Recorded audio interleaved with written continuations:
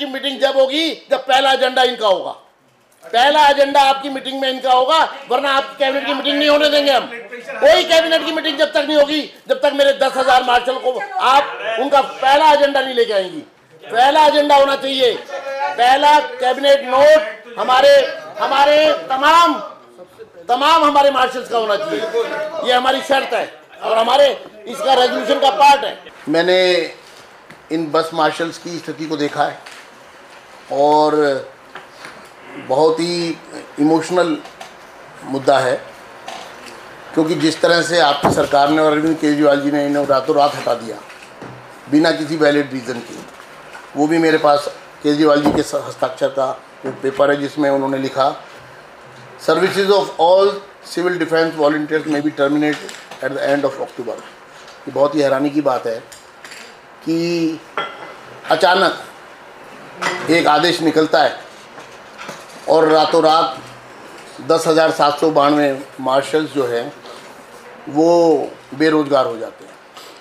आज तक हमें इसका जवाब आप देने को तैयार नहीं हैं। क्यों हटाया आपने? हम आपसे चाहेंगे कि आप बताएं क्यों हटाया। दूसरा, आप फाइनेंस एंड रेवेन्यू मिनिस्टर के तौर पे आपने इनकी सैलरी रोक ली, उसके बारे में भी आप बताएं आपने क्यों रोकी थी। 7 महीने आपकी सैलरी 2 दिन ना आए ना, आप मोबाइल चेक करती हैं कि सैलरी नहीं आई। ये बेचारे हैंड टू माउथ लोग जिनकी ब्रेड एंड बटर है, जिनके बच्चों का दूध है, वो 7 महीने आपने पैसा नहीं दिया। 7 महीने क्यों नहीं दिया, इसका भी हमें आपसे जवाब चाहिए, क्योंकि कानूनी स्थिति ये है कि ये ट्रांसफर सब्जेक्ट है।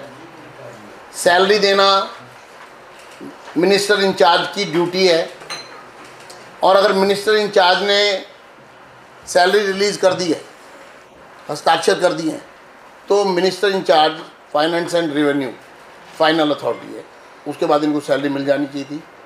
उसके बाद भी सैलरी नहीं दी गई और फाइल को अननेसेसरी इधर से उधर एक मिसलीडिंग एलजी के पास भेज दो, वहाँ भेज दो। मेहनत की थी इन लोगों ने, खून पसीना बहाया था, अपनी पगार मांग रहे थे, कोई आपसे खैरात नहीं मांग रहे थे।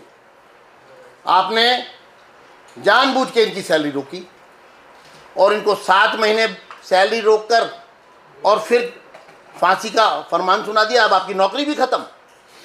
इससे बुरा और क्या होगा किसी के साथ? इससे बुरा तो हो ही नहीं सकता। आपने इतना बुरा किया, उसके लिए हमें बहुत रोष है। सदन के अंदर भी आपने एक सीरियस मैटर, हम लाए प्रस्ताव लेके आए। मेरे पास अभी यहाँ पर हिंदी की प्रति नहीं है by chance. The house resolves that all the bus marshals from civil defence who were deployed in the DTC buses should be reinstated। 2 line का प्रस्ताव चाहिए था। हाउस की भावना, deployed in the DTC buses should be reinstated and their services should be regularized permanently। ये मैं लाया प्रस्ताव। अच्छा होता पूरा सदन पास करता, लेकिन एक मंत्री ने वहाँ पर ड्रामेटिक काम शुरू कर दिया। हाउस होता है डेलिब्रेशंस के लिए, डिबेट के लिए, कंसेंट के लिए। ज़बरदस्ती उसमें एक ड्रामा जोड़ दिया जिसका कोई रेलेवेंस ही नहीं था, उसको जोड़ करके और वहाँ शोर मचाना शुरू कर दिया। 1 मिनट, मैं बात 4-5 मिनट में ख़त्म कर दूंगा। और विपक्ष के माइक बंद कर दिए और जो स्पीकर जो है, इसके अंदर लिखा है सब, स्पीकर जो है उन्होंने खड़े होके स्टैंडिंग ऑर्डर किया मेरे से डेलिब्रेशन करने के बाद कि विजेंद्र गुप्ता विपक्ष जो ऐड किया गया है उससे सहमत नहीं है। ये अनाउंस कर दिया वहाँ खड़े होके। उसके बाद सेक्रेटरी ऑफिस के साथ कनाइवेंस की गई और हमारे डिसेंट को जानबूझकर वहाँ नहीं लिखा गया। इन हमारे इनोसेंट वॉलंटियर्स को, जो एक एग्जाम्पलरी मैं इनको कहूँगा, इनको बुलाया गया गुमराह करके कि एलजी के पास प्रोटेस्ट करना है। एलजी के पास तो प्रोटेस्ट आप जब करेंगे जब आप अपना काम तो पूरा करिए। आपको क्या करना था, रेजोल्यूशन 2 लाइन का पास होता, क्लैपिंग होती, रेजोल्यूशन सरकार के पास जाता, सरकार कैबिनेट नोट बनाती, कैबिनेट नोट बनाने के बाद उसके लिए आप कैबिनेट मीटिंग कॉल करती, उसमें उसको अप्रूवल देती, और जब कैबिनेट नोट अप्रूव हो जाता तो उसके बाद एलजी साहब का रोल शुरू होता है। और वो हम गारंटी लेते हैं इन मार्शल्स के सामने कि आप अपना काम पूरा करो,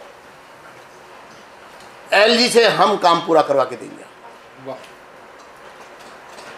और आपको क्या चाहिए?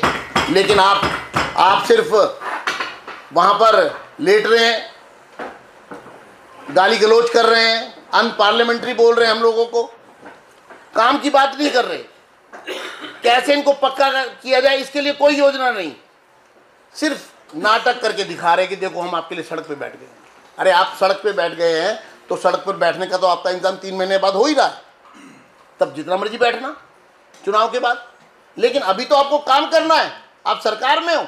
अब मैं अपनी मांग पढ़ता हूं, जिस मांग को हम लेके आए हैं और जिसको आपको पूरा करना ही पड़ेगा और हम आपसे करवा के रहेंगे।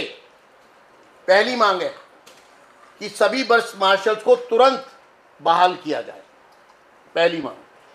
दूसरा, इनकी सर्विसेज जो हैं वो रेगुलर की जाएं और इनको जो अपॉइंटमेंट दी जाए रेगुलर की जाए। इनकी सर्विस किस दिन से? जिस दिन से इनको अपॉइंटमेंट दी थी। ये नहीं है हम अब रेगुलर करेंगे, कितने लोग तो एक बार हो जाएंगे। तो जब आप जिस एज पर उस समय लग गए वही एज मानी जाएगी इनके रेगुलराइजेशन में। कोई इसमें कॉन्स्पिरेसी नहीं होनी चाहिए, कोई इसमें इफ एंड बट नहीं होना चाहिए। इसके साथ इसमें इनको परमानेंट अपॉइंटमेंट लेटर इशू करो और कानूनी तरीके से। ये नहीं है कागज़ का टुकड़ा पकड़ा दो, कोई कागज़ का रेजोल्यूशन कर दो आपके कैबिनेट में और हमने कर दिया जी, हमने कर दिया जी। नाटक नहीं चलेगा। अभी तक आपका रिकॉर्ड नाटक का है, आप पे विश्वास कम है लोगों को। आप properly due process of law से आप इनको सबको appointment letter, permanent appointment letter इनको दो। एनुअल इंक्रीमेंट चाहिए हमें, जैसे सबको मिलता है। ये काम करेंगे 12 घंटे, घर से निकलेंगे 14 घंटे के लिए, पगार दोगे आप उतनी अनस्किल्ड लेबर जितनी भी नहीं, कोई इंक्रीमेंट नहीं। ये 21वीं सदी में भारत, दिल्ली में हो रहा है, शोषण हो रहा है लेबर का आपके शासन में। इसके आगे इनको रीडेजिग्नेट करिए, इनको गार्ड किसी भी रूप में लिखिए, मार्शल्स किसी भी रूप में। वॉलंटियर शब्द हटाइए। वॉलंटियर क्या होता है? ये रेगुलर सर्विस में है, परमानेंट एक स्पेसिफिक जॉब कर रहे हैं। वॉलंटियर शब्द नहीं होना चाहिए। वॉलंटियर शब्द लिखने से ऑनरेरियम नहीं है इनका, इनको वेजेस दीजिए। Payment of wages instead of honorarium. 10,792 की संख्या बताइए, संख्या को बढ़ाइए। और किस लिए बढ़ाइए? Ensure reservation. आप लोग आरक्षण के विरोधी हैं, मुझे मालूम है, संविधान को नहीं मानते हैं। आपने इसमें SC, ST, OBC और EWS ये कैटेगरी को एंटरटेन ही नहीं किया।